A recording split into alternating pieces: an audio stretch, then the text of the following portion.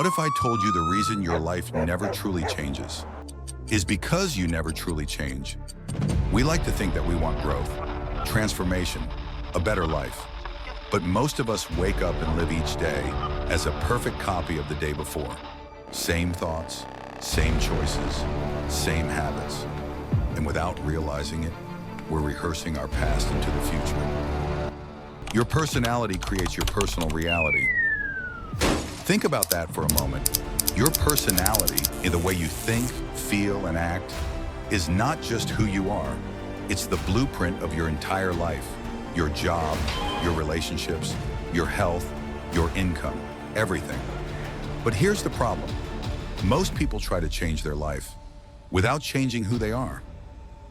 And so they fail, not because they're incapable, but because they're trying to create a new reality as the same person.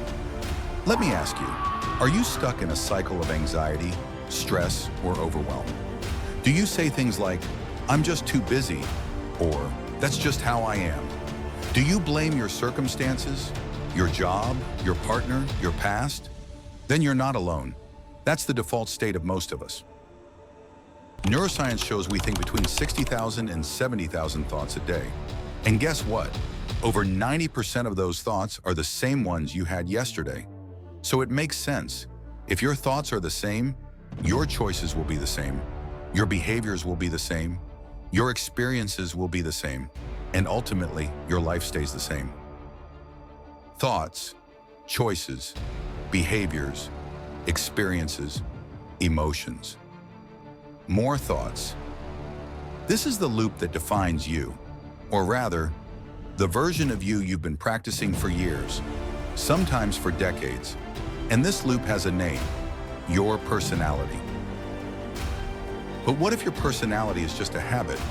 What if you've simply hardwired a version of yourself over time, like software running on autopilot? Dr. Joe Dispenza explains, by the time we're 35, we become a set of memorized behaviors, emotional reactions, and thought patterns.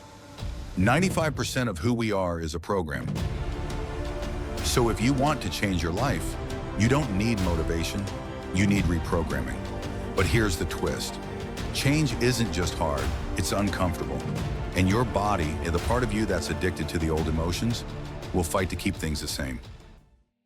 In the next chapter, we'll explore the real science behind how you can break this loop, how to stop living by the memories of the past, and start creating a future by design, not by default. Remember, you are not your past, you are your potential, but to access it, you must become someone new. We are creatures of habit, and most of the time, we're not actually living, we're just running a program. Your body, yes, your body is often in control.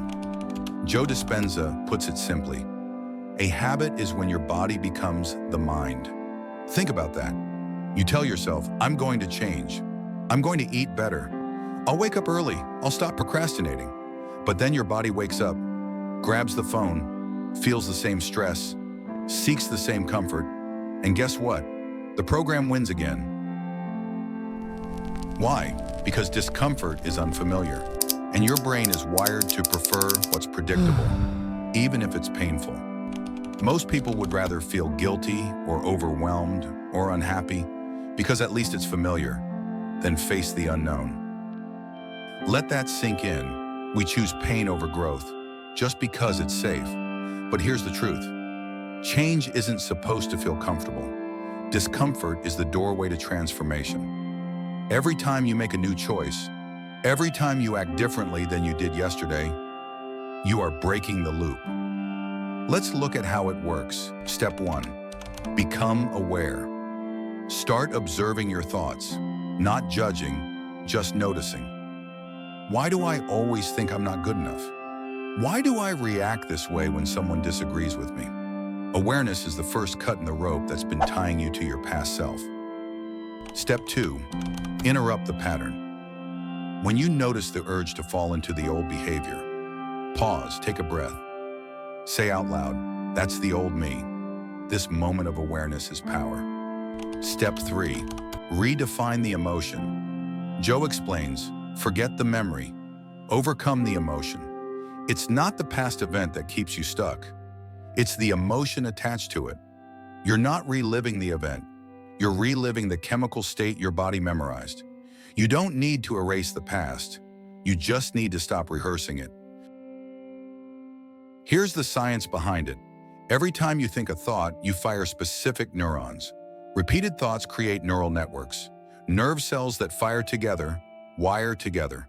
That means every time you rehearse your past, you're literally reinforcing the old version of you in your brain. But here's the flip side. Nerve cells that no longer fire together, no longer wire together. When you stop thinking and feeling the old way, you begin to unwire that personality. You are no longer the program. You become the observer of the program, and that's when freedom begins. The unknown will always feel risky, but if your future is worth it, then your comfort zone is the real danger. In the next chapter, we'll talk about the most powerful tool you have to reprogram yourself. Meditation, not as a spiritual trend, but as a scientific method of personal transformation. This is your chance, not to fake a new life, but to become the kind of person who lives it. You've broken the illusion. You understand the loop. Now it's time to do the work.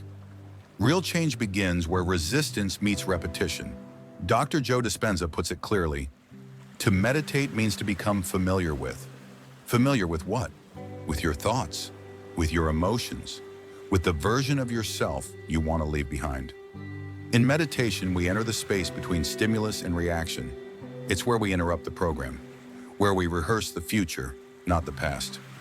Brain scans from Dispenza's research show something remarkable. Ordinary people, not monks, not mystics, are learning how to shift their brain and heart coherence in minutes just by practicing a simple formula. And when they do that, their biology follows. Hormones change, neurocircuitry changes, even gene expression changes. Because your thoughts are not harmless. They are instructions to your body. Here's the formula for transformation. 1. Disconnect from your old self. Sit in stillness. Let go of the identity, the roles, the labels, the memories, just for a moment. Enter the unknown. 2. Connect with your future self. Visualize in detail the person you want to become. How do they speak? How do they walk into a room? How do they respond under pressure? 3. Feel it. Emotion is the language of the body. Don't just think about your future.